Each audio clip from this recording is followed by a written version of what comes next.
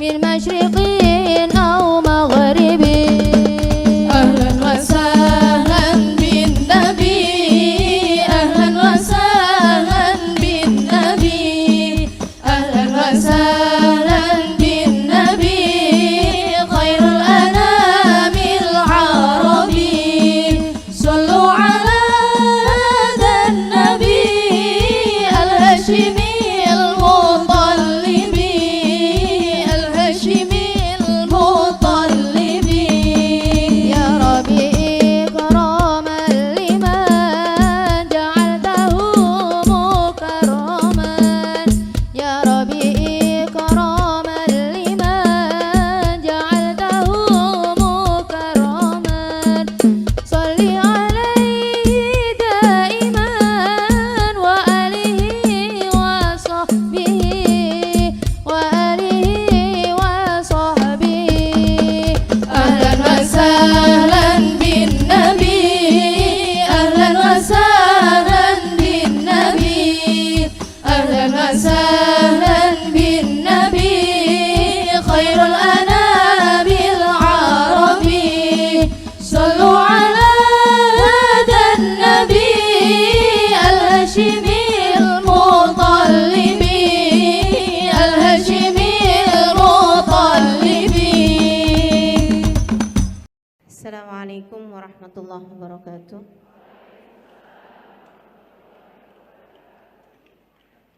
Alhamdulillah,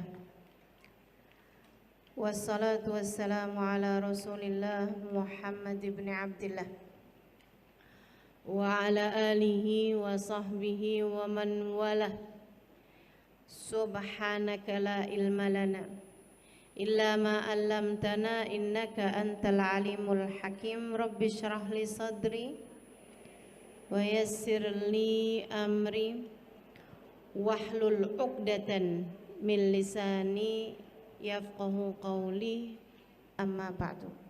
Saudaraku sekalian saya muliakan, pergi ke Baitullahil Haram, pergi mengunjungi Ka'bah yang merupakan pusat ibadah umat Islam, menghadap ke arah Ka'bah, ke arah kiblat yang kiblatnya adalah Ka'bah. Bangunan kecil itu teman-teman disebut sebagai Baitullah, sebagai rumah Allah. Bukan artinya Allah berada di sana, sebagaimana bukan artinya Allah ada di atas langit atau surga atau Firdaus al-A'la atau Sidratul Muntaha. Tidak, sebab Allah tidak berarah. Itu hanyalah Ka'bah, hanyalah bangunan yang Allah nisbatkan dirinya dengan bangunan tersebut. Bukan berarti bangunan yang lain bukan miliknya Allah. Kayak semacam gini loh, kamu punya 10 anak, tapi ada satu anak tuh yang nyenengin banget, membahagiakan hati kamu banget. Kamu cinta sekali sama satu anak itu, sehingga kamu suka bilang kepada semua anak-anakmu yang lain, nih baru anak mama. Emang yang lain bukan anak mama? Anak mamanya tetangga. Semua anakmu, semua anak mama, tapi secara khusus seorang anak disebut sebagai anak mama ketika anak tersebut sangat dicintai oleh mamahnya. Demikian pula dengan Baitullah, teman-teman saya sekalian, semua jengkal bumi milik Allah.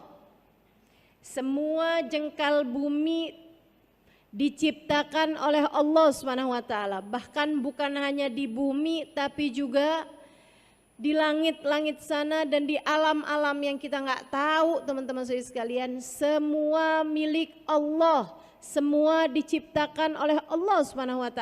Akan tetapi di antara seluruh jengkal bumi ini ada yang begitu Allah cintai hingga Allah menisbatkan dirinya dengan tempat tersebut, yaitu Baitullahil Haram, Ka'bah al-Musyarrafah, Ka'bah yang dimuliakan Allah Subhanahu wa ta'ala.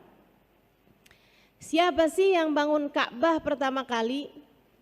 Nabi Adam alaihissalam. Teman-teman, Ka'bah dengan Hajar Aswad yang ada di salah satu sisinya, Hajar Aswadnya itu dulu diturunkan oleh Allah Subhanahu wa taala bersama dengan beberapa barang yang turun dari surga saat Nabi Adam dengan Siti Hawa turun ke atas muka bumi. Siti Hawa sama Nabi Adam tuh waktu diturunkan ke atas muka bumi, ada beberapa barang yang ikutan turun. Dan barang-barang ini teman-teman saudara sekalian, istilah kita sekarang bolehlah dikatakan bahwa merupakan barang-barang paling sakti. Apa aja tuh yang turun? Satu, Hajar Aswad, batu yang dulunya berwarna putih bersih, turun bersama Nabi Adam. Yang lainnya ada cincin.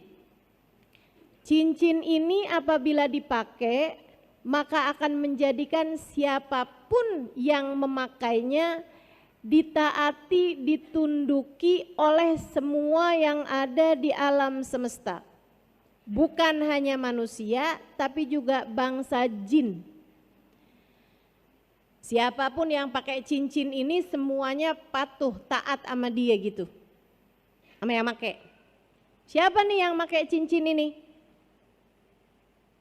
Sekarang nggak ada, tapi yang terakhir makainya adalah Nabiullah Sulaiman alaihissalam. Cincinnya Nabi Sulaiman, sampai bikin binatang semua tunduk sama Nabi Sulaiman. Bangsa jin semuanya juga tunduk kepada Nabiullah Sulaiman. Kabarnya dalam dunia persihiran cincin ini masih terus dicari. Jadi kalau ada ibu-ibu lagi jalan,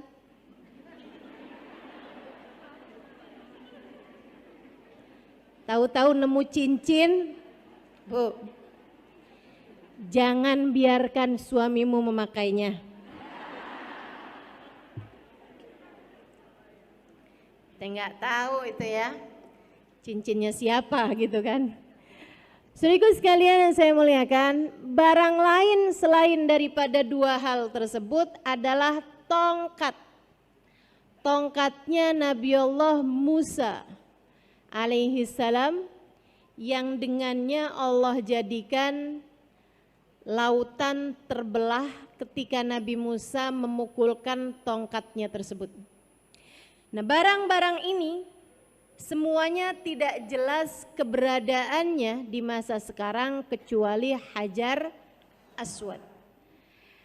Kalau dibilang bahwa cincin Nabi Sulaiman membuat siapapun yang memakainya ditunduki oleh siapapun, dan juga tongkatnya Nabi Musa itu menjadi suatu yang sangat sakti seperti yang tadi telah saya sebutkan ya, meskipun tentu saja pemberi kesaktiannya, pemberi keistimewaan barang-barang tersebut tetaplah juga Allah Subhanahu wa taala. Nah, kalau Hajar Aswad apa fungsinya atau apa kesaktiannya? Teman-teman sekalian saya muliakan,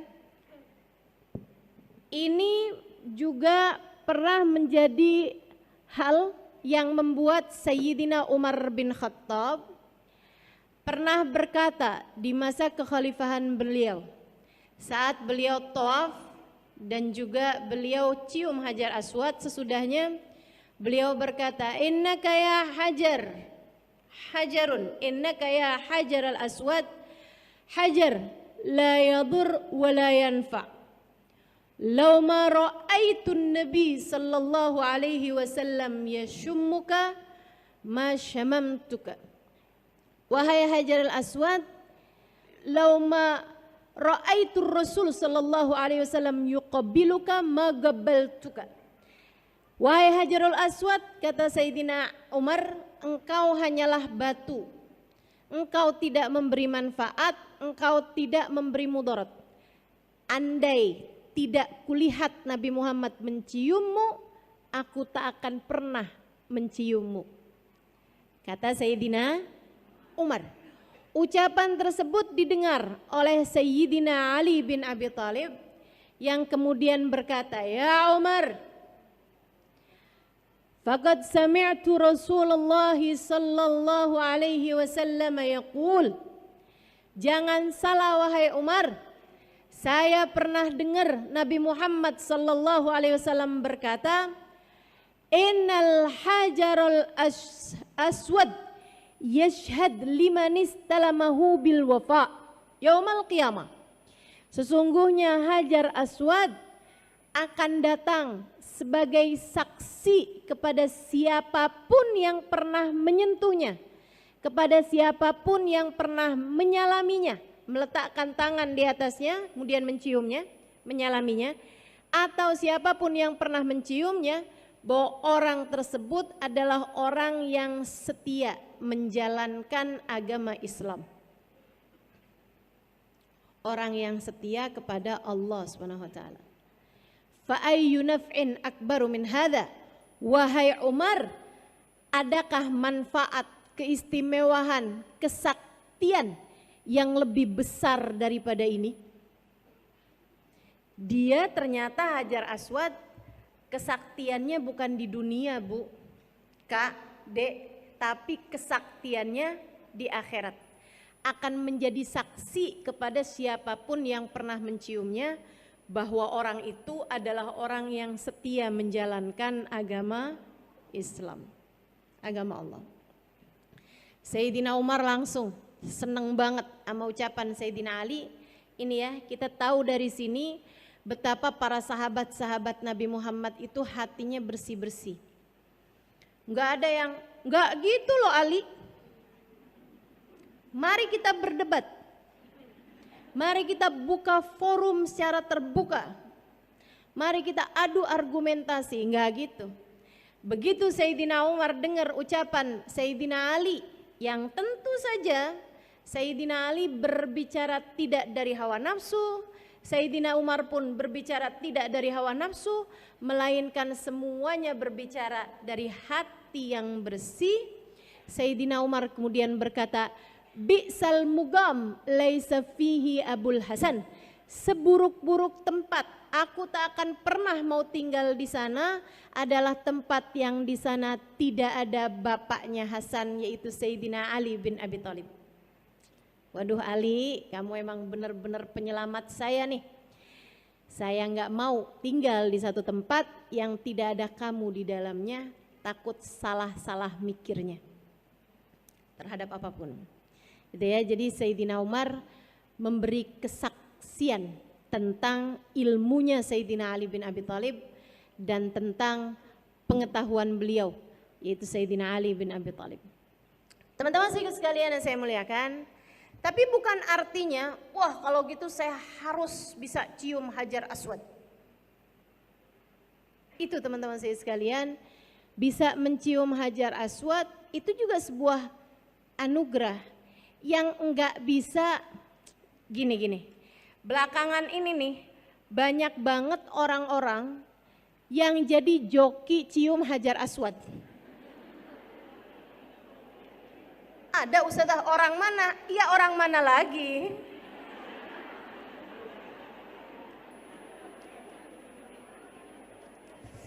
Kita tahulah oknumnya.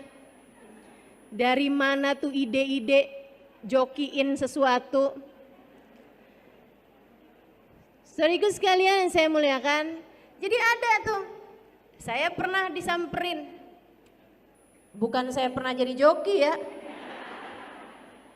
Saya pernah disamperin. Dia bilang, "Bu, cium Hajar Aswad, Bu. $100, Bu, $100. $100. Akhirnya saya cuekin aja. Dia bilang, "Bu, 200 real deh." Turun lagi gitu. Saya cuekin aja. 100 real, Bu. Saya cuekin aja. Saya cuekin terus gitu maksudnya. Bukan kemudian saya bilang 50 real mau. Teman-teman sih sekalian, kenapa gitu? Yang namanya suap, itu kan namanya suap tuh. Ar-rashi wal murtashi finnar. Kata Nabi Muhammad, yang nyuap sama yang disuap tempatnya di neraka. Saya datang ke Mekah mau ibadah. Ngapain saya datang ke Mekah hanya untuk menambah daftar dosa yang membuat saya layak di neraka? Saya datang umroh buat ngapusin dosa, bukan buat nambahin dosa. Jadi saya nggak mau kerjain yang kayak begituan. Lagi pula teman-teman, urusan cium hajar aswad kalau dikasih kemudahan sama Allah gampang aja. Saya pernah cium hajar aswad, nggak pakai desek-desekan, malahan diantriin laki-laki sendiri, perempuan sendiri. Tahun 2000 saat melaksanakan ibadah haji, ada masanya subhanallah, saya nggak ngerti juga kenapa bisa begitu ya.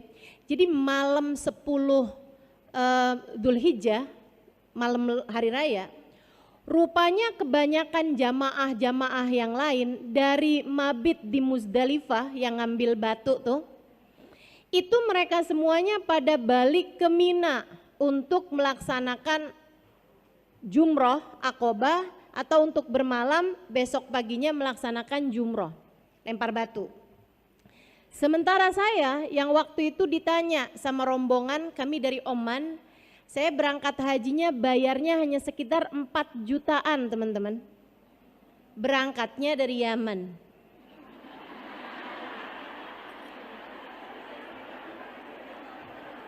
Jangan dikirain sakti. Itu teman-teman saya sekalian, saya waktu itu udah ngajar di Daruz Zahra. Jadi ketika rombongan kami nih satu bis, terdiri kebanyakannya dari teman-teman saya dari Oman dan warga Oman, warga Salalah tepatnya. Mereka tanya, Ustazah, ini kita habis gini bagusan balik ke Mina untuk Aqobah atau kita tawaf ifadah? Saya bilang dua-duanya boleh. Dua-duanya boleh sebab tawaf ifadah masuk dari muntasifil lail, dari jam 12-an malam ke belakang. Sementara itu juga udah jam 12-an gitu. Terus dia bilang, jadi Ustazah putuskan apa nih? Saya bilang kalau gitu kita tawaf ifadah. Ke Mekah Ustazah? Iya, ke Masjidil Haram. Kita pun berangkat ke Masjidil Haram dan baru itu saya lihat Masjidil Haram kosong. Masa itu orang kalau lagi ibadah haji, pelaksanaan ibadah haji, Mekah ditutup selain dari jamaah haji. Jadi warga Mekah apa segala macam tuh nggak bisa, nggak boleh ke Mekah gitu. Kecuali besok paginya tuh baru mereka sholat subuh dan itu ya sholat Idul Adha gitu. Tapi kalau yang malam itu tuh ternyata enggak, dari kosongnya, dari sedikitnya sampai pintu-pintunya itu sebagian ditutup. Ya satu pintu, 3 ditutup, pintu masjid, 1 dibuka, 3 ditutup seperti itu. Jadilah kami waktu itu saya dan teman-teman yang dari Oman ini ya, habis selesai tawaf, selesai semuanya acara tawaf, yang berarti habis selesai tawaf itu saya sa'i. Saya udah bilangin, Ustazah, hajar aswadnya kosong nih Ustazah, kita boleh cium hajar aswad? Saya bilang enggak boleh, kita masih sedang menyandang ihram. Hajar aswad itu wangi. Jadi kamu kalau deketin hajar aswad, cium hajar aswad harus bayar dam, karena itu mencium wangian gitu. Yang kita tahu memang wangi gitu kan. Akhirnya mereka bilang, jadi kapan kita bisa boleh cium hajar aswad Ustazah? Saya bilang abis sa'i, kamu abis sa'i potong rambut boleh cium hajar aswad. Wah kalau gitu kita kayak gitu aja. Jadilah kami kemudian tawaf, kemudian sa'i, habis selesai sa'i gunting rambut, berarti kita sudah tahallul pertama gitu ya. Kemudian kami pun segera ke hajar aswad, ke Ka'bah lagi, dan kemudian kami pun cium Hajar Aswad dengan puas karena bahkan dibikin antriannya itu perempuan dulu berapa orang, habis itu laki-laki berapa orang, habis itu perempuan lagi berapa orang. Saya nggak tahu apakah kejadian yang seperti ini akan terulang kembali ya pada masa-masa sekarang-sekarang, tapi Allah Subhanahu wa taala kalau menentukan sesuatu memang luar biasa indahnya. Jadi dulu sebelum pergi ke Mekah ketika membahas mengenai Hajar Aswad kayak begini nih, saya bilang sama teman-teman di kelas, saya bilang doakan saya, mudah-mudahan saya kalau haji bisa cium Hajar Aswad tanpa desek-desekan dan tanpa berdesak-desakan sama laki-laki yang bukan mahram. Itu yang hadir di situ aminin semua, walaupun dalam pikiran mereka gimana ceritanya. Allah kalau mengijabah tanpa peduli. Saudara sekalian yang saya muliakan, beberapa tahun sesudah saya tinggal di Indonesia, ada masanya saya bawa rombongan umroh. Sekarang saya nggak bawa rombongan umroh lagi, jadi jangan ada yang nanya-nanya travelnya apa. Saudara sekalian, saya ada bawa rombongan umroh waktu itu. Kemudian di antara rombongan itu ada satu ibu bawa ART-nya. Jadi ada bawa ART-nya itu banyak gitu ya, berapa orang, kalau nggak salah sampai 4 atau 5 orang gitu, yang perempuan, kemudian ada supir, ada ini gitu, banyakan orang lah gitu yang ikut rombongan kami itu. Saya terangkan kepada mereka tentang fadilahnya mencium Hajar Aswad. Hari itu abisnya selesai tawaf sunnah bukan tawaf umroh, para ART itu asisten rumah tangga, pembantu rumah tangga, si ibu yang ikut rombongan saya ini gitu ya, itu pada desek-desekan berusaha mencium Hajar Aswad dan alhamdulillah berhasil.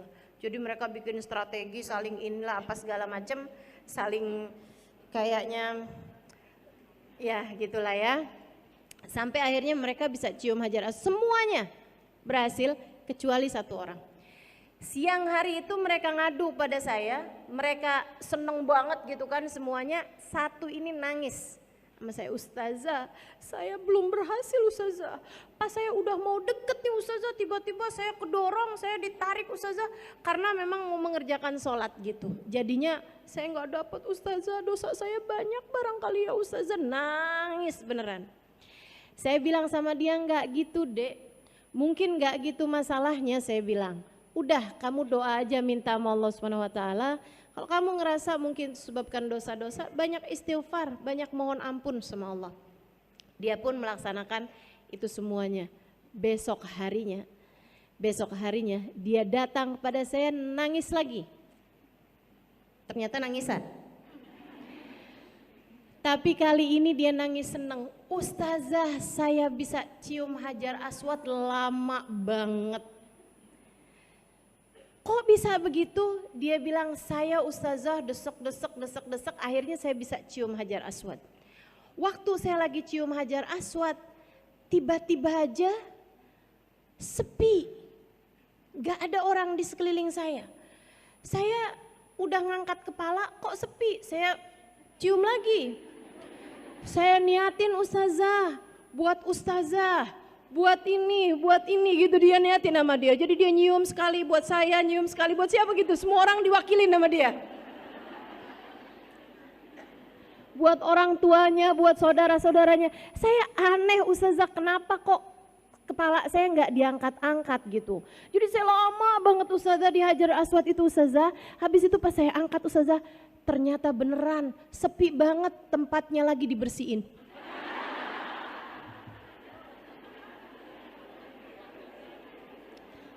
Lagi di pel, jadi dia sendirian nyangkut di Hajar Aswad. Saya bilang Allah kalau punya mau ya Allah, ya Allah. Urusannya cuma doa teman-teman, urusannya cuma doa. Jangan pernah remehkan doa. Jangan pernah remehkan doa. Tuh. Al-Hajaril Aswad yang ada di dalamnya Ka'bah itu asalnya putih, yang bikin dia hitam kenapa? dosa orang-orang yang memegangnya. Sampai akhirnya jadi hitam. Oh, sekarang legam banget itu ya. Kebanyakan dosa-dosa umat ini ya. Jadi sekalian, saya doakan yang belum pernah sampai sana, mudah-mudahan Allah sampaikan kamu ke sana. Yang belum haji, mudah-mudahan bisa berangkat haji. Yang sudah haji, mudah-mudahan bisa berangkat umroh. Saya nggak doain yang sudah haji balik lagi, kesian sama yang ngantri.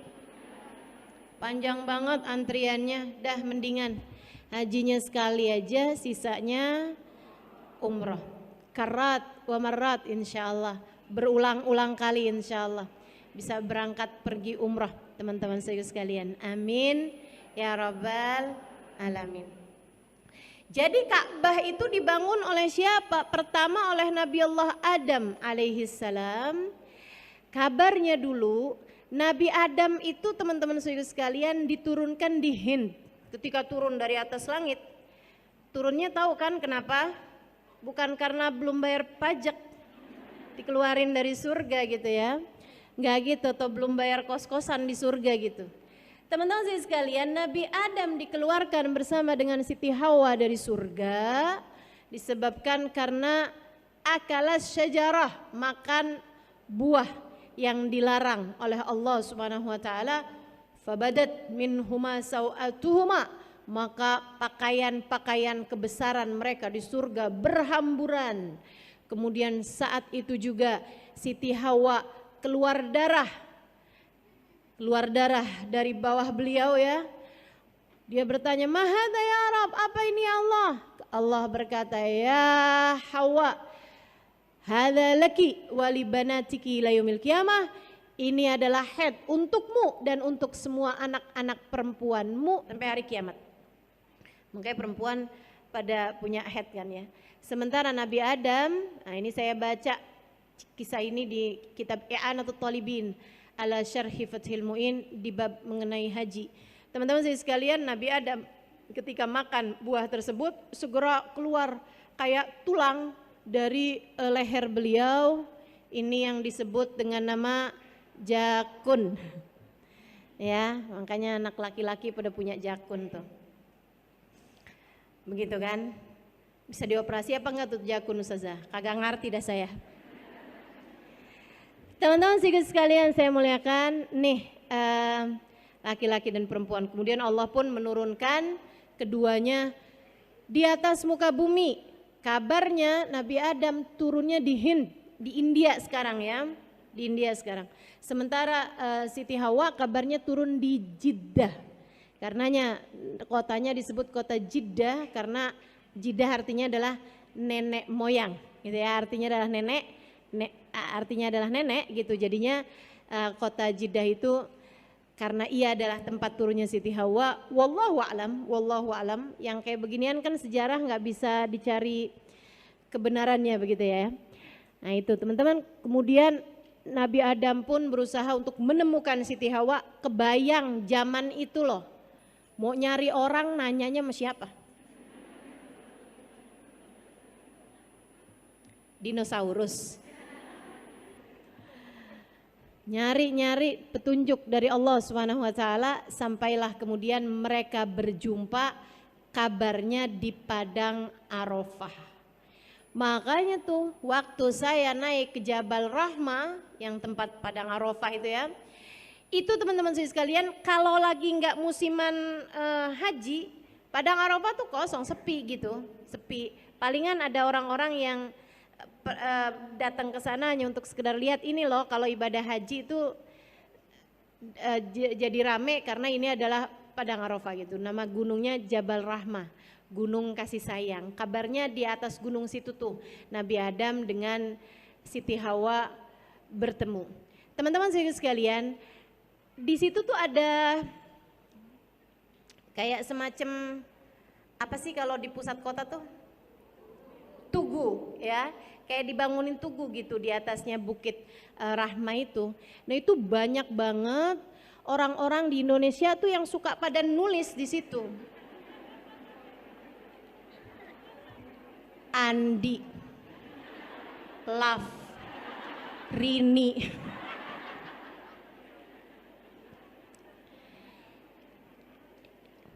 Di belakangnya ada tulisan lagi, Andi, Love, Dini. Nah yang sebenarnya yang mana nih? Itu katanya ya, kayaknya nih yang di depan ditulis sama bininya, yang di belakang tulis sama lakinya. Itu yang mustajab yang mana tuh? Kalau kayak gitu gimana tuh Ustazah? Nggak perlu yang begitu-begituan teman-teman. Nggak perlu. Itu kayak anak SMA, anak SMP suka nulis di toilet nggak sih?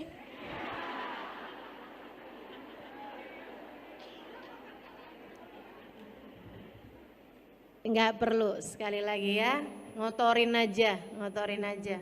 Jadi bikin pemerintah Saudi Arabia sibuk ngecat mulu tuh, tugu. Baik, saudaraku sekalian yang saya muliakan, di sanalah keduanya bertemu. Dan padang Arafah makanya disebut sebagai Arafah gitu kan, karena itu adalah tempat ta'arufan, tempat ketemuan Nabi Adam dengan Siti Hawa, tapi keduanya tentu saja sudah menjadi suami istri. Sejak kapan Ustazah jadi suami istrinya? Sejak mereka berdua Allah ciptakan di surga. Ini paling keren nih akad nikahnya Nabi Adam dengan Siti Hawa ya, nggak pakai penghulu. Kabarnya ketika Nabi Adam sendirian di surga, dia pun merasa kesepian. Allah kemudian menciptakan dari salah satu tulang rusuknya Siti Hawa. Jadi kalau Nabi Adam tuh diciptakan dari tanah gitu ya. Nabi Adam kan Allah SWT ciptakan dari tanah teman-teman. Nah itu kemudian kalau Siti Hawa diciptakannya dari tulang rusuknya Nabi Adam. Itu Allah SWT menciptakan Nabi Adam dan Siti Hawa, bukan dirimu. Jadi jangan sibuk nyibuk nyari tulang rusuk. Saya nih sebenarnya diciptakan dari tulang rusuknya siapa ya? Menurutmu orang yang pernah kawin 10 kali tulang rusuknya sisa berapa?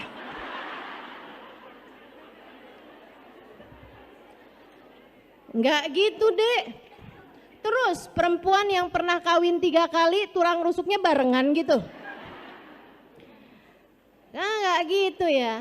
Itu Nabi Adam dengan Siti Hawa aja. Yang Nabi Adam diciptakan dari tanah dan air, sementara Siti Hawa diciptakan dari tulang rusuknya Nabi Adam, hanya Siti Hawa.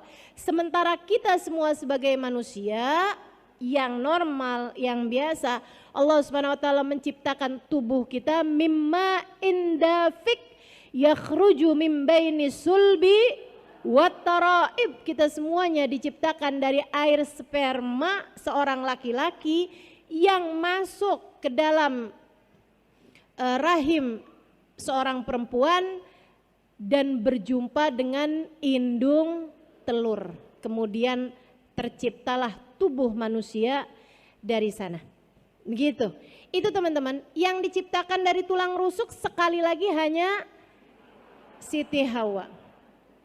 Sekali lagi hanya Siti Hawa.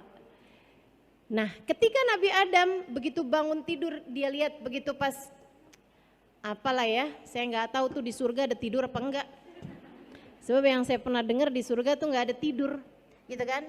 Nah, pas noleh tiba-tiba ada cewek gitu kan, cakep gitu, mirip seperti dirinya, punya tangan, kaki, kepala dan lain sebagainya.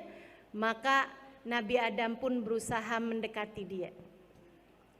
Allah kemudian berkata, ya Adam, la tagrub ilaiha hatta tuaddi mahraha. Nah ini ada di kitab Al-Insan Al-Kamil, Muhammad Al-Insan Al-Kamil atau Anwar Al-Muhammadiyah, mohon maaf. Ada di kitab Al-Anwar Al-Muhammadiyah, cahaya-cahayanya Nabi besar Muhammad sallallahu alaihi wasallam. Yang kata guru saya Sayyidil Habib Umar bin Hafid, man arada nurun nabawi fa alaihi bil anwaril muhammadiyah. Siapa yang kepengen banyak dapat cahayanya Nabi Muhammad, bacalah kitab Anwar Muhammadiyah. Sedikit sekalian saya muliakan, di dalam kitab tersebut dikisahkan kisah ini. Jadi Nabi Adam ketika mendekati Siti Hawa, Allah berkata kepadanya, Adam, kamu gak boleh dekat sama dia sampai kamu akad dan bayar maharnya. Sampai kamu bayarin maharnya, baru bisa jadi halal. Wa ma mahroha ya Rob, Nabi Adam nanya, apa maharnya ya Allah? Allah berkata, antusalli ala habibi Muhammad sallallahu alaihi wasallam asyara marrat, bersolawatlah kepada kekasihku Muhammad 10 kali. Nabi Muhammadnya belum ada nih. Akan tetapi subhanallah, Allah subhanahu wa ta'ala kemudian menjadikan maharnya Nabi Adam dengan Siti Hawa adalah bersolawat kepada baginda Nabi besar Muhammad sallallahu alaihi wasallam. Makanya memang salah satu hal yang baik untuk kamu perbanyak dalam rangka mudah untuk diijabah hajat adalah bersolawat. Kamu kalau pengen apa-apa, udah banyakin solawat aja dah. Itu senjata kita banget teman-teman. Nabi Adam ini bukan umatnya Nabi Muhammad loh sebenarnya kan. Segitunya aja urusannya sama solawat. Apalagi kita nih yang umatnya. Itu adalah senjata besar, senjata ampuh yang Allah SWT berikan dalam kehidupan kita ini. Bersolawat kepada baginda Nabi besar Muhammad sallallahu alaihi wa ala alihi wa sahbihi wasallam. Ada beberapa kawan saya pernah ngadu sama guru kami tentang rasa cemburu. Ada gitu. Kita ini kan sebagai seorang istri pasti aja ya, cemburu itu tanda cinta. Gimana nih Ubabah cara nyembuhin hati dari cemburu? Kata Ubabah, cemburu itu sesuatu yang normal. Kalian tahu nggak, Siti Hawa aja cemburu? Kan jadi pertanyaan ya, Siti Hawa cemburu dari siapa? Siapa yang dicemburuin Siti Hawa? Dinosaurus. Siapa nih gitu kan? Yang lain-lain kan malaikat gitu. Jadi kayaknya nggak pantas banget buat cemburu gitu. Namanya bukan makhluk yang sama tuh kan. Ibu-ibu pernah cemburu mayam? Enggak kan? Pernah cemburu sama kucing? Kan enggak gitu. Jadi kita kan cemburu biasanya sama sesama begitu kan ya. Ubabah kemudian bercerita kabarnya Siti Hawa itu dari cemburunya kepada Nabi Adam, tiap kali Nabi Adam habis jalan keliling-keliling di surga, pulang-pulang tulang rusuknya dihitungin.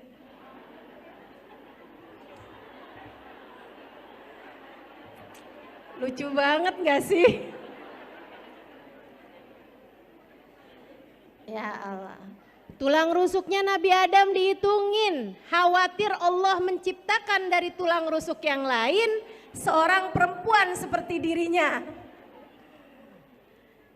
Teman-teman sekalian yang saya muliakan, ini Nabi Adam dan Siti Hawa.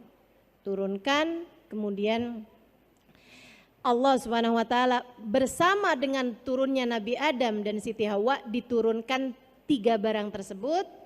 Kemudian Allah perintahkan sesudah mereka berjumpa di padang Arafah, Allah Subhanahu wa taala perintahkan Nabi Adam untuk menggali sebuah tempat di mana Allah menurunkan Hajar Aswad di tempat tersebut, yaitu Ka'bah yang sekarang ini teman-teman. Gitu ya, area Ka'bah sekarang itu nggak pernah berubah-berubah. Itu adalah tempat turunnya Hajar Aswad dari atas langit ke atas muka bumi ini.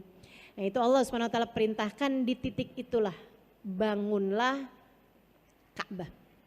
Dibangunlah Ka'bah, kemudian Ka'bahnya jadi hancur di zamannya Nabi Allah Nuh alaihi salam ketika banjir bandang.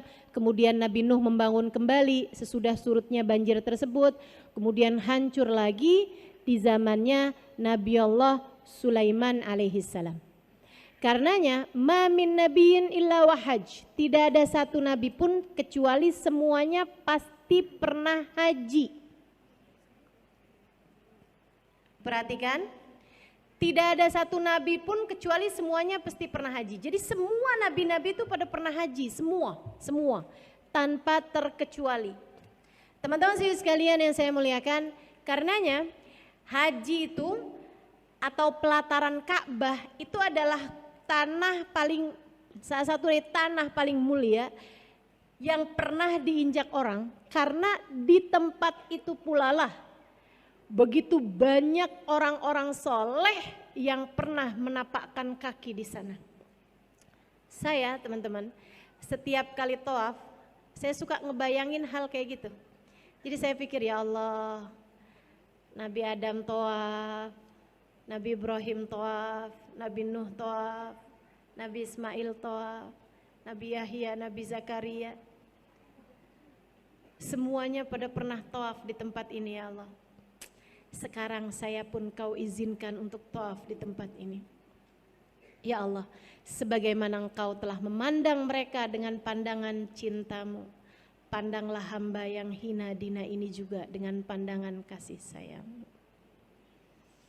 Kalau lagi tawaf saya suka bayangin Nabi Muhammad tawaf. Nabi Muhammad kita sallallahu alaihi wasallam, baginda kita Rasulullah sallallahu alaihi wasallam tawaf, teman-teman saudaraku sekalian, tawaf. Bahkan ketika beliau belum haji sekalipun, Nabi itu sebelum Islam itu setiap tahun haji. Sebelum haji yang menjadi syariat Islam, sebelum hijrahnya Nabi Muhammad ke Madinah, setiap tahun Nabi Muhammad haji, tapi hajinya nggak dihitung. Kenapa gitu? Karena itu haji yang bukan merupakan syariat Islam, bukan haji yang merupakan melaksanakan rukun Islam. Makanya nggak dihitung. Makanya kalau ada pertanyaan gitu kan, berapa kali Nabi Muhammad pernah haji? 1 kali, yaitu haji wada. Nah, hajinya Nabi Muhammad yang sebelum Islam atau sebelum diutus oleh Allah Subhanahu wa taala dengan syariat Islam, haji yang menjadi syariat Islam, itu setiap tahun Nabi Muhammad haji. Bahkan ketika Nabi Muhammad sudah jadi nabi sekalipun, selama ada di Mekah tiap tahun Nabi Muhammad haji. Karena haji ini adalah syariat dulu, syariatnya Nabi Allah Ibrahim alaihissalam yang membangun Ka'bah untuk terakhir kalinya sesudah rata tanah. Jadi sebelumnya Nabi Ibrahim tuh Ka'bahnya jadi rata tanah lagi. Nah, Nabi Ibrahim lah yang Allah Subhanahu wa taala pilih untuk membangun Ka'bah gitu ya. Nah, sejak Nabi Ibrahim sampai sekarang Ka'bahnya selalu ada, teman-teman. Pemugaran aja, akan tetapi Ka'bahnya selalu ada gitu. Nggak pernah rata tanah lagi gitu kan. Nah, saat rata tanah beneran itu maksudnya nggak ada nih, Ka'bahnya jadi nggak ada, itu adalah pada masa sebelumnya Nabi Allah Ibrahim alaihissalam. Yang sebelumnya lagi pernah rata tanah nggak ada juga di zamannya Nabi Allah Nuh alaihissalam. Tahun sebelumnya lagi yang pertama kali membangunnya adalah Nabi Allah Adam alaihissalam. Jadi sekalian yang saya muliakan, jadi Ka'bah dibangun kembali oleh Nabi Allah Ibrahim alaihissalam. Nabi kita Muhammad tawaf. Bahkan ketika beliau itu sudah jadi nabi nih, saat hari-hari biasa beliau itu tidak pernah melewatkan 1 harinya dari tawaf, teman-teman, kalau beliau ada di Mekah. Sebab tawaf itu merupakan penghormatan terhadap Ka'bah. Lain sama sa'i. Sa'i itu hanya ada dalam rentetan ibadah haji ataupun umroh. Sementara tawaf, kamu asal masuk ke area Masjidil Haram, kamu sunnah untuk tawaf. Bahkan disampaikan dalam sebuah hadis bahwasanya innallaha anzal, setiap harinya Allah Subhanahu wa taala menurunkan 120.000 rahmat. 120.000 rahmat untuk Masjidil Haram. Allah baginya 60 rahmat buat yang tawaf, 40 rahmat buat yang sholat di Masjidil Haram, dan 20 rahmat buat yang lihat Ka'bah. Jadi kalau kamu Allah mudahkan, mudah-mudahan Allah takdirkan, di Masjidil Haram ya, yang tentu saja sekarang tidak ada di sana. Jangan jauh-jauh dari melaksanakan satu dari tiga hal ini teman-teman. Kalau bisa tawaf, kalau nggak bisa sholat, kalau nggak bisa sholat pandanglah Ka'bah. Maksudnya kalau sedang memungkinkan tawaflah, kalau sedang tidak memungkinkan untuk tawaf sekurangnya sholat. Banyakin, Ustazah saya udah sholat apa aja? Sholat apa aja? Sholat sunnah Ustazah, sholat sunnah, sholat kodok, sholat kamu yang dulu-dulu. Mungkin ada yang kelewat zaman jahiliyah, iya kan? Bangun-bangun udah siang hari gitu, kamu belum sholat subuh, dan mungkin sholat tersebut belum kamu laksanakan, belum kamu kodoin di masa-masa remajamu. Banyak-banyakin sholat di Masjidil Haram, karena sholat di Masjidil Haram 1 rakaat senilai 100.000 rakaat dibandingkan tempat yang lain. Gak tanggung-tanggung teman-teman. 1 rakaatnya senilai 100.000 rakaat. Dan saya kalau di Masjidil Haram, di Masjid Nabawi itu suka pindah-pindah tempat. Tar sholat di sebelah sana, tar sebelah sana, tar area sebelah sana. Kenapa? Saya cari-cari gitu. Ya Allah, mungkin di sini Nabi Muhammad pernah sholat. Mungkin di sini orang-orang mulia pernah sholat. Mungkin tempat ini dulu pernah disolatin sama Sayyidina Abu Bakar. Mungkin di tempat ini dulu pernah disolatin sama Sayyidah Fatimah Zahra. Mungkin di tempat ini dulu pernah disolatin sama Sayyidah Aisyah Ridha. Mungkin di tempat ini pernah disolatin Rabi'atul Adawiyah.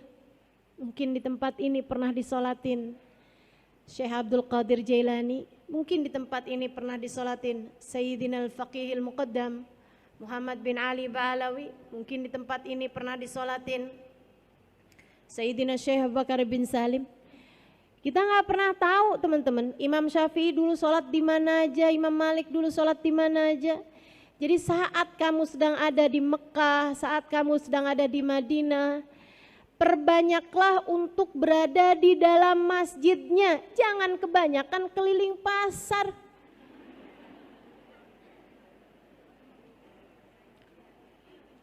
Udah selesai tawaf, udah Ustazah. Tawaf yang di masjid ataupun tawaf yang di luar masjid. Kamu sholat tawaf di luar masjid? Oh Ustazah, pasar itu, mall itu. Dari bin Dawud sampai bin-bin yang lain. Udah dimasukin semuanya. Teman-teman, kalau cuman sekedar mau beli oleh-oleh umroh, oleh-oleh haji, Tanah Abang banyak. Mungkin di sini ada yang nggak tahu, orang luar daerah saya kasih tahu dah. Tuh depan pasar Tanah Abang, ya kan? Kok Ustazah tahu banget, saya punya pengajian daerah situ. Bukannya saya suka kelilingan di situ ya.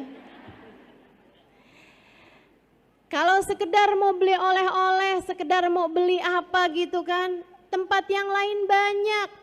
Tapi kan kalau mau tawaf, di mana lagi kalau nggak di Masjidil Haram? Memandang Ka'bah senilai 20 rahmat turun kepadamu teman-teman saudaraku sekalian. 60 buat yang tawaf, 40 buat yang sholat, 20 buat yang lihat Ka'bah. Sampai dalam hadis disebutkan nadrah ilal Ka'bah ka ibadah sana. Sekali ngelihat Ka'bah kayak ibadah 1 tahun.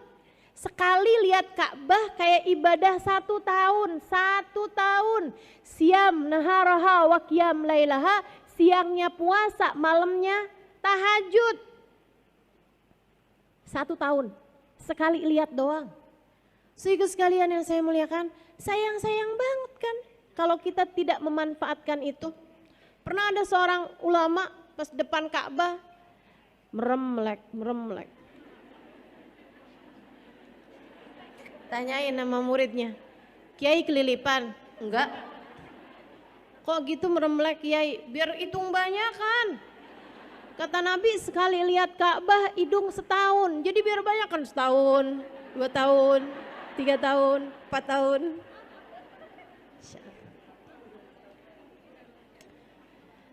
tempat-tempat terindah di atas muka bumi ini, teman-teman sekalian. Baitullahil Haram, rumah Allah yang paling mulia. Saudara sekalian yang saya muliakan, kebayang gak sih rumah Allah dan di hatimu ketika ada di dalamnya masih berisi selain Allah? Gak pas banget, gak pas banget. Makanya kalau kamu dimudahkan oleh Allah untuk ada di sana, saran saya, selain Allah telah mentakdirkan dirimu, tubuhmu ada di sana, bawa serta hati dan ruhmu pula di sana. Hatimu jangan kemana-mana, hadapkan kepadanya. Jadilah tamu yang baik baginya. Saudaraku sekalian, kita aja kalau lagi jadi tamunya gubernur misalnya, tamunya presiden misalnya, adab kita nggak benar, dikeluarin kita dari ruangan, bukan begitu? Allah juga gitu teman-teman, jangan dikira sama semua. Jangan dikira sama semua.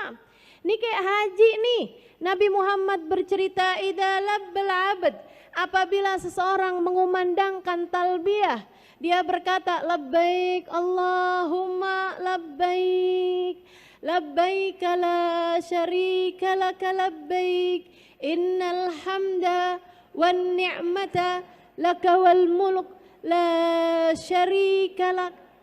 Artinya, ya Allah, aku datang memenuhi panggilanmu ya Allah. Aku datang memenuhi panggilanmu ya Allah. Engkaulah sang pemilik kekuasaan, Engkaulah sang pemilik kemuliaan. Tidak ada Tuhan kecuali Engkau ya Allah. Aku datang memenuhi panggilanmu. Kata Nabi Muhammad, jawaban dari Allah tidak selalu sama. Ada orang-orang yang datang kepada Allah dengan membawa atau dengan berbekal harta yang halal. Pergi haji, pergi umroh pakai duit yang halal. Dan dia selama tinggalnya di negerinya, sholatnya nggak tinggal, ibadahnya nggak kurang, sama orang tua dia bakti. Kalau dia perempuan sama suaminya dia benar. Teman-teman saudaraku sekalian yang saya muliakan, sama orang-orang gak ada yang dia musuhan, hatinya bersih, hatinya baik, dia taat pada Allah Subhanahu wa taala. Ketika dia datang dia bilang labbaik Allahumma labbaik, labbaik la syarika laka labbaik. Allah Subhanahu wa taala menjawab, labbaik ya abdi wa sa'daik. Betul wahai hambaku, engkau datang kemari untuk memenuhi panggilanku. Akan aku persiapkan kebahagiaan demi kebahagiaan untukmu. Hartamu halal, hatimu bersih, dan kamu adalah seseorang yang selalu mendatangi panggilan-panggilanku. Tiap adzan, panggilan Allah tuh. Kita diperintahkan, ini kayak majelis-majelis begini kan panggilan juga nih kan. Kamu lihat daftar atau jadwal saya ada di masjid ini, kamu datang memenuhi panggilan teman-teman. Panggilan siapa? Panggilan Allah. Sebab saya hanya akan menceritakan sesuatu padamu, sesuatu yang mudah-mudahan mendekatkanmu kepada Allah Subhanahu wa taala. Teman-teman saudara sekalian, kata Allah Subhanahu wa taala, hartamu halal dan kamu adalah hamba yang selalu datang memenuhi panggilanku yang lain. Dan kamu datang dengan membawa hati yang bersih, hajimu untukku, akulah yang akan memberi balasan padamu. Hajinya menjadi haji yang mabrur, haji yang diterima di sisi Allah. Demikian pula dengan umrah, ketika seseorang mengucapkan yang seperti itu, Allah pun menjawab dengan panggilan yang sama. Sebaliknya, ada orang yang pergi hajinya pakai duit yang haram. Hasil korupsi, hasil nipu orang, hasil ngambil warisan saudaranya. Dia pergi dengan harta yang haram. Atau selama ini dia buang-buang, sia-siakan perkara-perkara yang Allah perintahkan padanya. Disuruh sholat dia nggak sholat, atau berantakan sholatnya. Disuruh bangun malam boro-boro, kadang karena kebelet dia kencing aja. Siapa itu yang kayak gitu? Teman-teman sekalian yang saya muliakan, giliran disuruh puasa sunnah berat banget. Giliran dokter bilang badanmu sudah tidak boleh naik lagi, rajin puasanya. Teman-teman saudaraku sekalian yang saya muliakan, orang-orang yang seperti ini atau seorang istri yang sama suaminya nggak benar, seorang ibu yang menyengsarakan atau menyia-nyiakan anak-anaknya, nuntut dunia mulu sama anaknya. Sebelum kamu bisa beliin mama rumah di Pondok Indah, kamu mama anggap sebagai anak yang gagal. Saudaraku sekalian yang saya muliakan, itu ibu apa preman ceritanya? Ada ibu-ibu yang kalau ngelihat rapot anaknya ada merahnya satu aja dia muntah, marah banget. Kok bisa nih anak mama bisa punya ada merah di rapotnya? Dia marah setengah mati. Kamu tuh emang dasar. Segala macam lah umpatan, sumpah serapah kepada anak-anaknya. Dia lupa dulu rapotnya dia merah semua. Hitamnya cuma atu. Saudaraku sekalian yang saya muliakan, nih orang-orang yang selalu aja punya musuhan, punya masalah, sama tetangga dia masalah, sama temen dia masalah, sama panitia pengajian dia masalah. Datang ke masjid aja, sohibul baitnya, DKM-nya sebel, apalagi datang ke rumah Allah, teman-teman. Hati-hati, hati-hati. Hati-hati. Inna kasra qalbil mu'min asyaddu indallah min kasril ka'bah hajaran hajara. Kata Nabi Muhammad, sesungguhnya menghancurkan hati seorang mukmin di sisi Allah lebih berat daripada menghancurkan Ka'bah batu demi batu.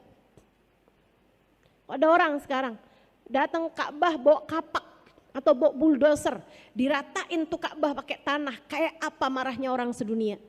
Dan di sisi Allah menghancurkan Ka'bah batu demi batu hingga rata tanah masih lebih mending di sisi Allah daripada kamu menghancurkan hati seorang mukmin. Hati-hati terhadap perlakuanmu, kata-katamu, jangan sampai menyakiti orang lain, apalagi jika orang tersebut adalah orang tuamu, kakak atau adekmu, suamimu, anak-anakmu. Kamu pikir anakmu milikmu? Bukan, dia milik Allah, dia hamba Allah.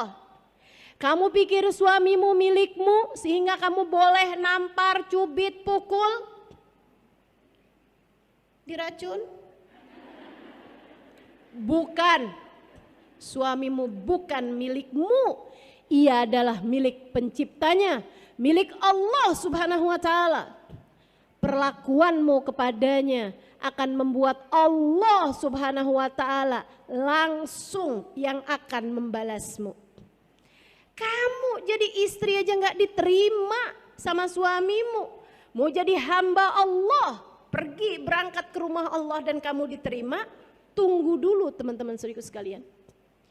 Jangankan haji, jangankan umroh, Nabi Muhammad bercerita, thalathatun la turfa salatuhum fawqa ra'sihim shibra.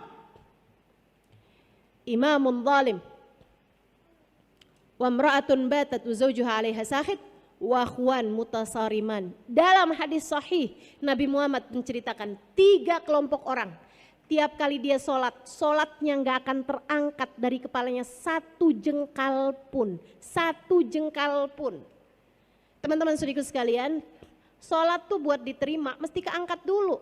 Gimana ceritanya kalau keangkat aja enggak, gimana mau diterima? Dan kalau diterima baru ada pilihan mau dibalas apa nggak dibalas. Tuh kayak WhatsApp. Saudara sekalian, kalau belum terkirim gimana mau diterima? Terkirim aja belum? Terkirim dulu baru diterima kalau ada sinyal, kan begitu ya?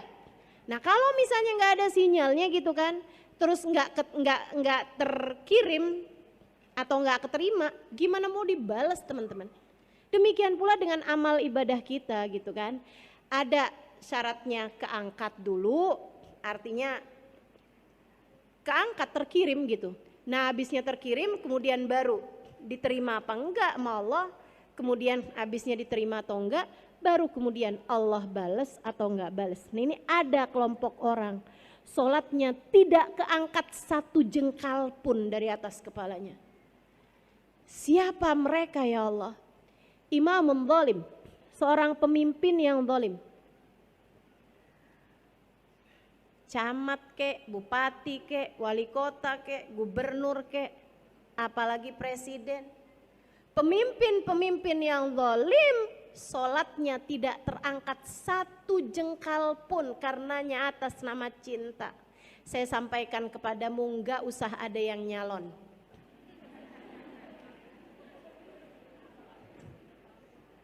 Nggak usah di sini ada yang cita-cita pengen jadi gubernur ya. Apalagi presiden gitu kan. Teman-teman saya sekalian, yang sudah keangkat, sudah kepilih ada di area situ, area jadi orang-orang yang merupakan wakil-wakil rakyat, saya doakan mudah-mudahan kamu bisa amanat. Saya doakan mudah-mudahan kamu bisa mengemban amanat yang tidak ringan itu. Sebab begitu dia jadi seseorang yang zalim, entah korupsi, entah zalim kepada rakyatnya, apapun jadi jenis kezalimannya, sholatnya nggak keangkat satu jengkal pun teman-teman. Terus siapa lagi? Seorang istri yang suaminya sedang marah kepadanya. Jangan berani menjadi salah satunya. Kamu jadi istri yang benar, bukan buat suamimu, bukan buat anak-anakmu, untuk dirimu. Bukan demi kebahagiaanmu yang singkat di dunia ini teman-teman, akan tetapi untuk hubunganmu yang sangat erat dengan Allah Subhanahu wa taala. Allah bisa murka bersama dengan kemurkaan suamimu, dan Allah bisa ridho kepadamu bersama dengan keridhaan suamimu. Udah yang sabar aja jadi istri dek, yang sabar aja jadi istri mbak, yang sabar aja jadi istri kak, yang sabar aja jadi istri bu. Waktu kita nggak lama kok di atas muka bumi ini, sabar-sabarin aja demi untuk dirimu sendiri, demi untuk sholat-sholatmu sendiri, demi untuk ibadahmu biar diterima sama Allah Subhanahu wa taala, demi untuk pintu surgamu yang kamu bisa diperkenankan, dibukakan dari semua pintu surga, kamu boleh masuk ke surga manapun yang kamu inginkan. Kurang apa balasan Allah buat istri yang soleha? Kurang apa balasan Allah untuk istri yang mampu sabar menghadapi suaminya? Udah sabar-sabarin aja. Tuh Asia punya istri Fir'aun.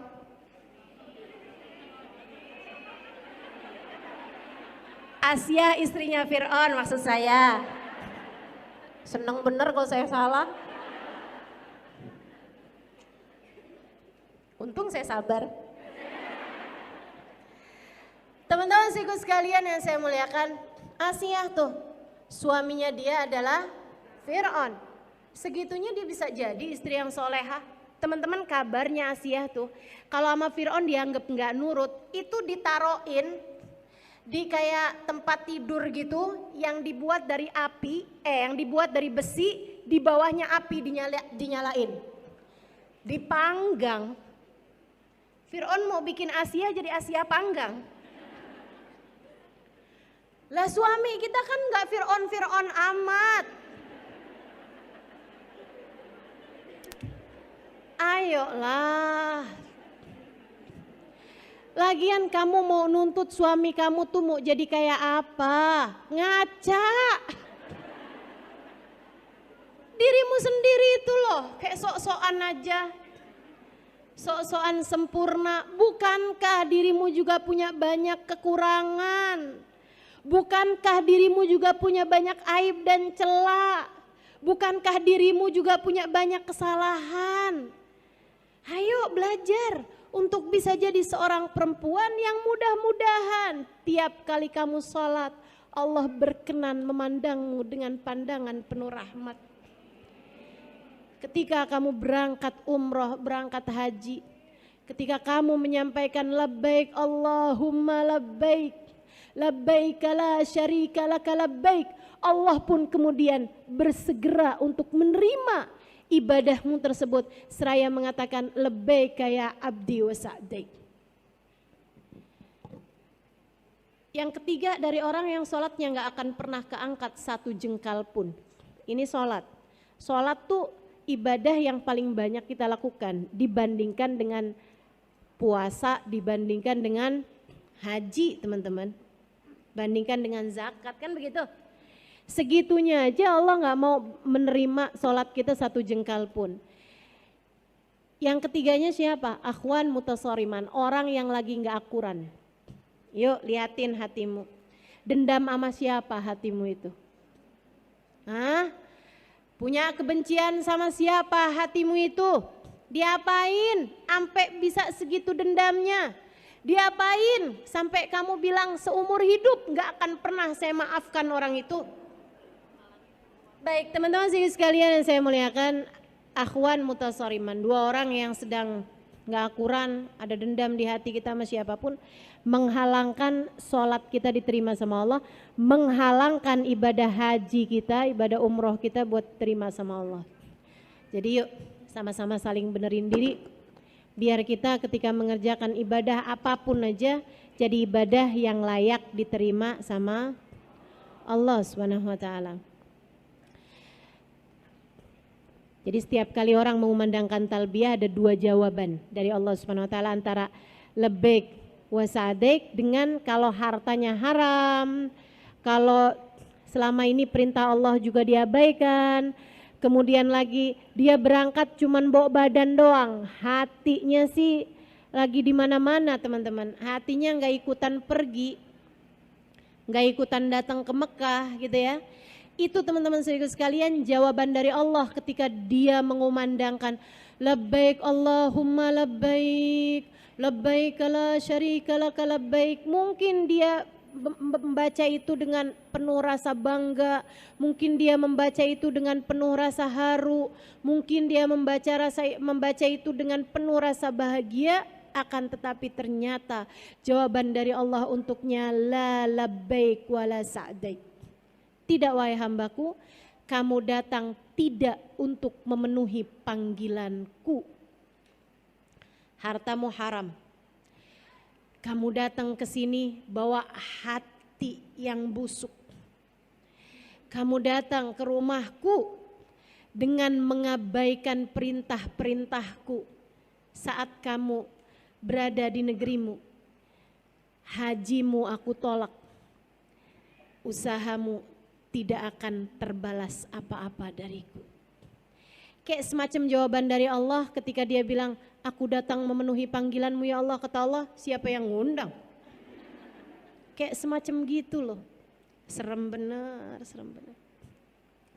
Karenanya, ini terakhir nih, waktu Sayyidina Ali Zainal Abidin, ini teman-teman, cicit Nabi Muhammad SAW, anak dari cucunya Nabi Muhammad Sayyidina Husain, yang ketika ayahnya Sayyidina Husain masih usia 7 tahunan, 6 tahunan gitu ya, itu lagi main-main di serambi masjid, Nabi Muhammad sudah cerita tentang anak cucunya, tentang Sayyidina Ali Zainal Abidin.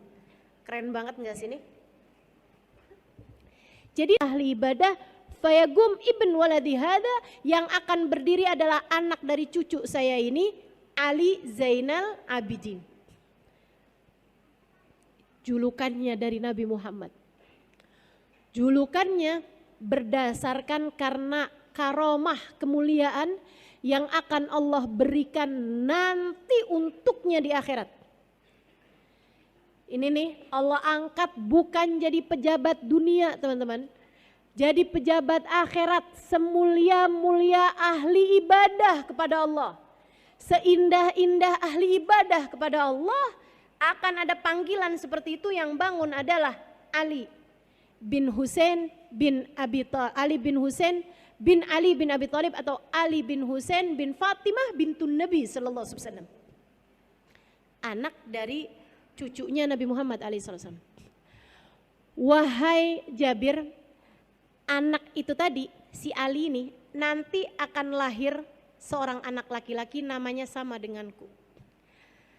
Kalau umurmu sampai ke sana, sampaikanlah salamku kepadanya. Kepada Muhammad bin Ali bin Husain bin Ali bin Abi Thalib. Kepada Muhammad bin Ali bin Husain bin Fatimah bintun Nabi sallallahu alaihi wasallam. Saudara sekalian, hadis ini disampaikan oleh Sayyidina Jabir kepada Sayyidina Husain di masa dewasanya. Menjadikan Sayyidina Husain ketika punya anak dikasih nama Ali. Punya anak laki-laki. Gak lama lagi punya anak lagi, laki-laki lagi, kasih nama Ali lagi. Siapa tahu Ali yang ini nih yang dimaksud Nabi. Kemudian punya anak lagi, laki-laki lagi, kasih nama Ali lagi. Buat ngebedain, yang pertama dikasih nama Ali Akbar. Yang tengah Ali Ausat, yang bawah Ali Asghar. Ali gede, Ali sedang, Ali kecil. Ali bontot. Teman-teman sekalian, akan tetapi Ali-Ali yang lain umurnya tidak panjang. Yang panjang adalah Ali yang tengah, Ali Ausat. Ialah yang umurnya panjang dan menjadi Ali yang akan saya ceritakan ini. Teman-teman sekalian, tiap malam punya 1000 rakaat sholat sunnah. Sholat sunnah bukan asal sholat yang hatinya kemana-mana. Sholat sunnahnya, rumahnya kebakaran, beliau nggak terasa. Beliau tidak keluar dari sholatnya, habis selesai sholat baru sadar rumahnya kebakar. Beliau ketika ditanya sama orang-orang, mengapa engkau tidak keluar dari sholatmu tadi itu, beliau mengatakan, al-hadni an-narul kubro, saya sedang memikirkan api neraka besar, membuat saya tidak melihat api sekecil ini. Bersama dengan itu, beliau menanggung nafkah seluruh keluarga miskin yang ada di Madinah. Menjadikan di masa hidup beliau enggak ada ngemis di kota Madinah, teman-teman. Tanpa mereka tahu siapa yang memberi nafkah kepada mereka selama ini. Kalau pagi-pagi mau ngemis, tiba-tiba ada makanan di depan rumah mereka, beras dan lain sebagainya gitu. Ibarat orang zaman sekarang, gandum dan lain sebagainya ada di depan rumah mereka, lengkap dengan uang dinarnya, lengkap dengan makanannya. Saudara sekalian yang saya muliakan, baru sesudah wafatnya Ali Zainal Abidin, pemberian tersebut nggak ada, baru mulai muncul pengemis di kota Madinah. Dari mana kalian berasal? Dari Madinah. Kok dulu-dulu nggak ngemis? Kalian orang miskin baru? Mereka jawab, kami miskin sudah dari lama. Akan tetapi dulu setiap kali kami mau berangkat pergi ngemis di malam harinya, karena kami udah nggak lagi punya makanan untuk besok hari, pagi harinya kami mendapati ada makanan yang teronggok lengkap untuk kebutuhan kami sebulan ke depan. Kami tidak tahu siapa yang memberi, akan tetapi sesudah wafatnya Ali Zainal Abidin, pemberian tersebut tidak pernah lagi kami dapatkan. Beliau ngangkut sendiri, teman-teman. Pakai punggung mulia beliau. Tiap kali budaknya mau ngangkatin, beliau bilang, gak usah, sudah kamu tidur aja sana. Biar Tuhan saya yang angkat, itu kan berat Tuhan. Ama tahmil wizri yaumal qiyamah. Beliau mengatakan, kamu tidak akan pernah bisa menanggung dosa saya di akhirat. Pergilah tidur, biarkan saya sendiri yang akan mengangkatnya. ibadah yang luar biasa besar, diiringi dengan hati yang luar biasa ingkisar, luar biasa merasa dirinya bukan sesiapa, merasa dirinya orang paling kotor, orang paling hina dan pendosa paling besar. Teman-teman saudaraku sekalian, betapa sangat jauhnya dari kita. Yang baru bisa sedekah dikit aja ngerasanya, tuh orang kalau nggak saya yang kasih nggak hidup tuh orang. Siapa kamu sampai bisa ngerasa seperti itu? Ali Zainal Abidin bikin pengemis di kota Madinah nggak ada selama beliau hidup. Merasanya biarkan saya sendiri yang membawa beban berat di atas pundak saya ini. Sebab tidak ada yang bisa menanggung dosa saya di akhirat nanti. Teman-teman saudaraku sekalian yang saya muliakan, kita baru ibadah dikit ngerasanya udah calon penghuni Firdausul A'la. Jangan berani-berani orang soleh, orang soleha. Nih, hamba Allah soleha. Ngerasanya kayak begitu. Kesian deh si ibu itu ya. Dia padahal pergi ngaji juga loh barengan sama saya. Kemarin saya liatin di Sunda Kelapa, tapi sampai sekarang katanya belum bisa tahajud, kesian.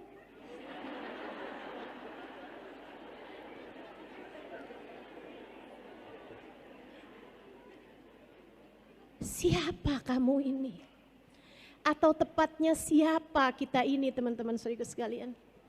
Kita ngelihat diri kita aja geli.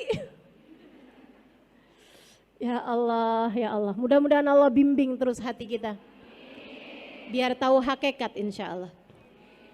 Satu waktu Ali Zainal Abidin pergi haji.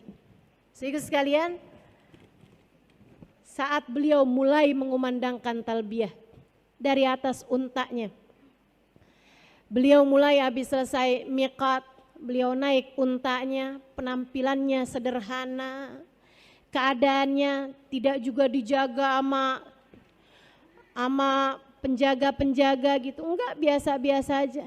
Beliau saat mulai mengumandangkan talbiyah, labbaik Allahumma labbaik, labbaik la syarika laka labbaik, innal hamda wan ni'mata laka wal muluk la syarika lak, labbaik Allahumma labbaik. Beliau pingsan. Orang pun kemudian mengerumuninya sampai beliau sadar. Ketika beliau mulai sadar, mereka pun mulai bertanya, apa yang terjadi denganmu Tuan? Apa yang terjadi denganmu? Kenapa nih, apa belum sarapan gitu kan? Apa-apa nih, kenapa? Sebabnya. Dia bilang, ini akhaf, ini khasyid. Saya khawatir jawaban dari Allah la labbaik wala sa'daik. Tidak wahai Ali, kamu tidak datang memenuhi panggilanku. Tidak ada kebahagiaan demi kebahagiaan untukmu. Jika seorang Ali Zainal Abidin dengan ibadah yang seperti itu takut jawaban dari Allah la labbaik wala sa'daik, maka bagaimana pula dengan kita? Saudaraku sekalian saya muliakan, akan tapi beliau adalah makhluk Allah yang mulia. Sebagaimana nanti di akhirat dimuliakan Allah SWT dengan seindah-indah keadaan, dipilih Allah jadi Zainal Abidin, seindah-indah hambanya Allah SWT. Demikian pula ketika beliau hendak mengerjakan tawaf.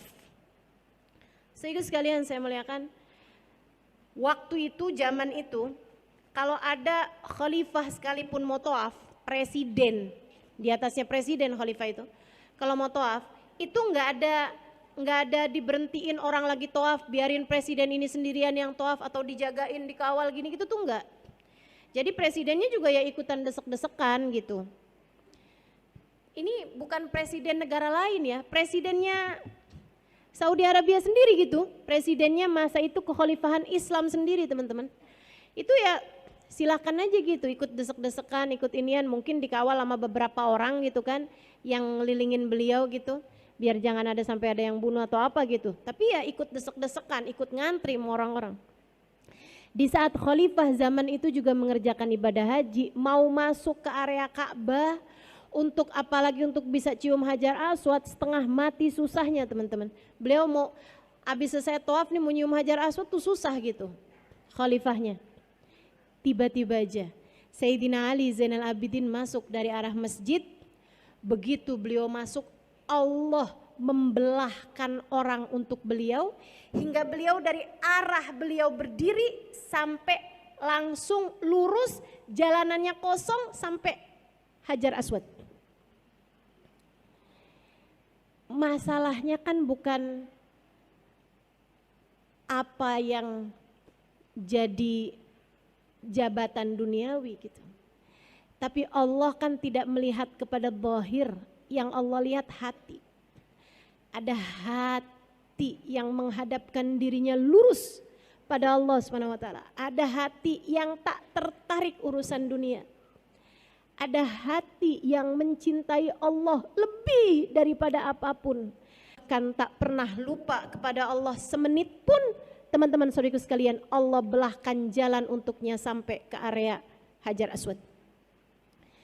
Maka beliau pun segera menuju ke Hajar Aswad, cium Hajar Aswad. Habis selesai beliau tawaf apa segala macam ya. Beliau pun cium Hajar Aswad, kemudian beliau arah pulang. Jalan aja, santai aja gitu.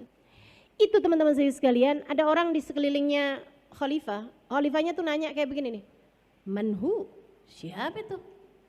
Kok ada orang yang dihormati orang lebih daripada saya, seolah-olah kayak gitu loh. Siapa itu? Gitu. Ada orang di sekelilingnya khalifah tersebut tahu siapa Ali Zainal Abidin, beliau cicit Nabi Muhammad SAW. Akan tetapi dia nggak mau bikin hatinya khalifah kayak insecure gitu ya.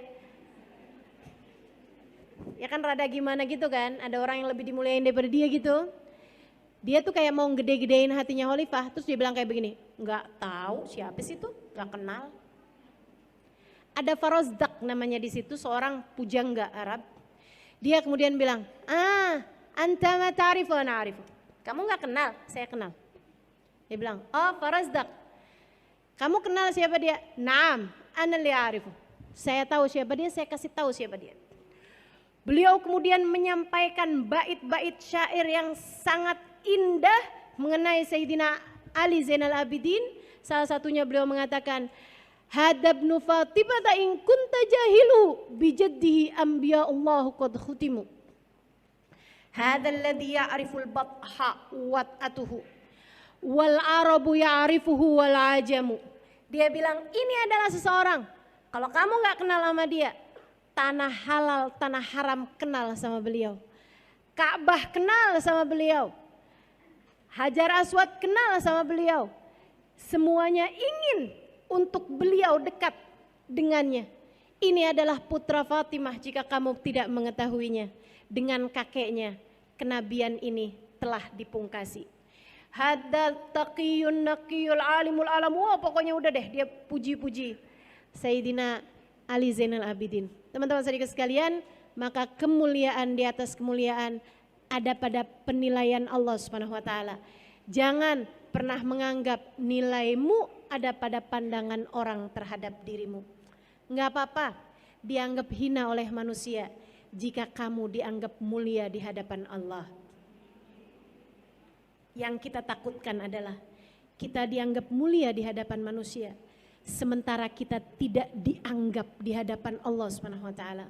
Kata Nabi Muhammad, ada seseorang besar badannya, dianggap mulia di hadapan manusia, akan tetapi di sisi Allah tidak sampai kepada sesayap nyamuk sekalipun. Nilainya di sisi Allah enggak sampai sesayap nyamuk sekalipun, teman-teman. Dan ada juga hamba-hamba Allah, rubba as'as akbar lau aqsam 'ala Allahi la barra. Ada orang dekil, dekumal, enggak dianggap sama orang lain. Kalau dia datang enggak dicariin orang, kalau dia enggak ada enggak dicariin orang juga. Kalau dia datang enggak dipersilahkan orang, kalau dia enggak ada juga enggak dicariin orang. Akan tetapi lau aqsama 'ala Allahi la barra, ketika dia menengadahkan tangannya, Allah malu untuk tidak mengijabah doanya. Ia selalu dipandang mulia di sisi Allah Subhanahu wa taala. Pilihanmu di atas muka bumi ini untuk menjadi hamba yang seperti apa?